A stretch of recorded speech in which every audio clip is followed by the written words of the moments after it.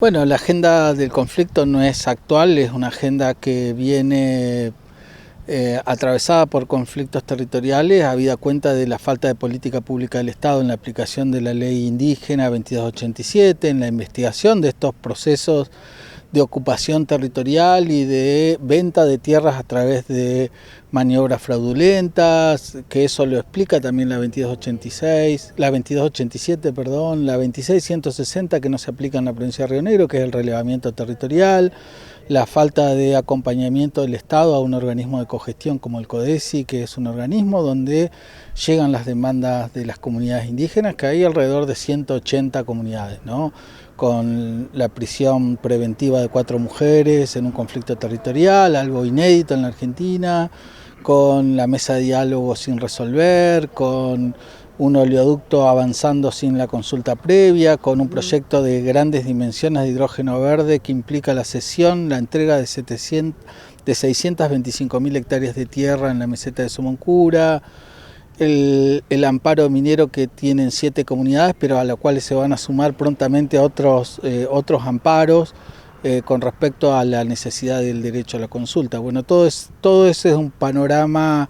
que nos tiene en estos últimos años sin resolución, con poco diálogo con la gobernadora. Ha tenido este gobierno una política antimapuche clara y evidente, con sesgo de racismo. Y bueno, en ese marco también hay que decir que viene un recambio gubernamental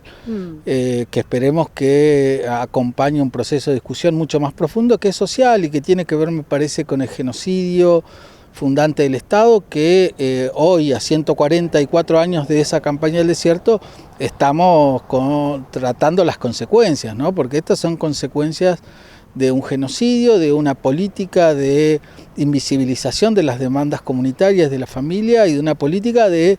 pérdida territorial enorme de las familias históricamente, ¿no? El caso que hoy tenemos en el Bolsón, sí, Inalef, es un claro ejemplo de cómo las políticas en desmedro de las familias mapuche, tehuelche, que no tienen conocimiento de las cuestiones administrativas, termina siendo muy perjudicial y muchas veces muy violenta. Orlando, ¿crees que están siendo de alguna manera manipulados en estos momentos algunos sectores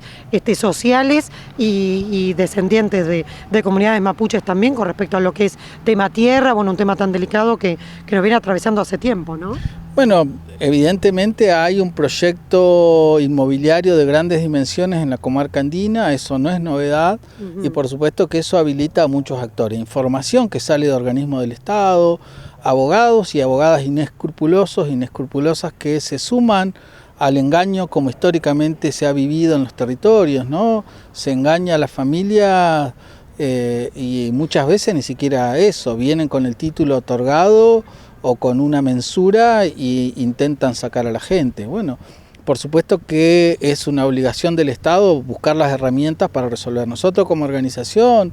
como un organismo también de cogestión que está bajo nuestra órbita, lo que planteamos es una investigación seria, una reparación. Nosotros entendemos que la tierra es para el que la trabaja, las comunidades han estado históricamente ligadas también al espacio territorial porque es la manera, y eso lo entiende el derecho internacional, de cómo se va a desarrollar una comunidad. Y se tiene que desarrollar en el territorio, no puede desarrollarse en un barrio o en una ciudad, ¿no? Entonces eso es una demanda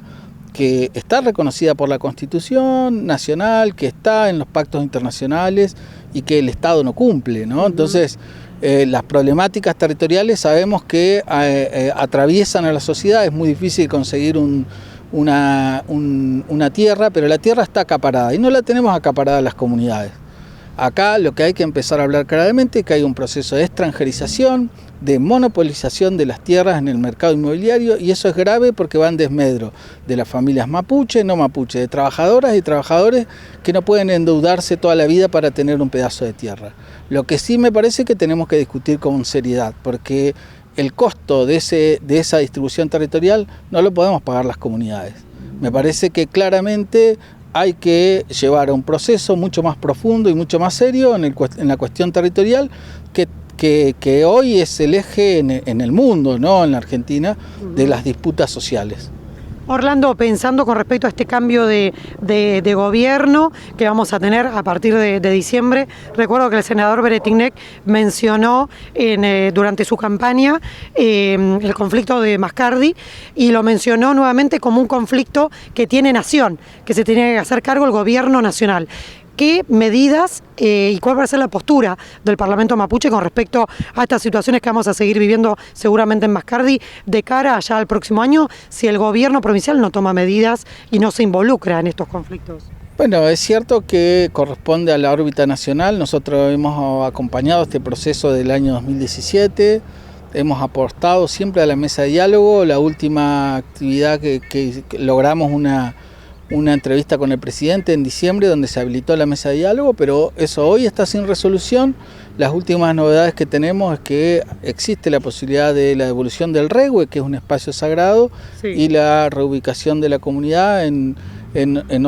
cerca ahí, también en otro espacio territorial, que me parece que si la comunidad acepta eso, estarían dadas las condiciones para resolver un conflicto. No como nosotros pretendemos, porque en realidad y esto tiene que ver con la distribución territorial, cuando el Estado, después de la campaña del desierto, y eso pasó hace 140 años, se planteó una dinámica distinta en la distribución de la tierra, el criterio era una unidad productiva por familia, y eran 625 hectáreas. De hecho, todo el lote que conforman las familias, trayéndolo al conflicto de Inalef, por lo que sabíamos, había 6 lotes de 625 hectáreas, que eran alrededor de 4.000 hectáreas, ¿no? O 5.000 hectáreas, 5.000 hectáreas casi, ¿no? Que conformaban un espacio territorial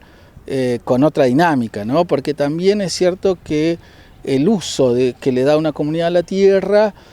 a veces es imperceptible para la sociedad, porque parece que si hay arbusto y si hay pasto, no se está haciendo uso del territorio, y justamente lo que está haciendo uso del territorio es de la manera que nosotros concebimos se tiene que usar, claro, ese territorio, no removerlo, ¿no? Y se usa para el pastoreo. Entonces, es decir, en esa dinámica entendemos que el acuerdo que propone el Estado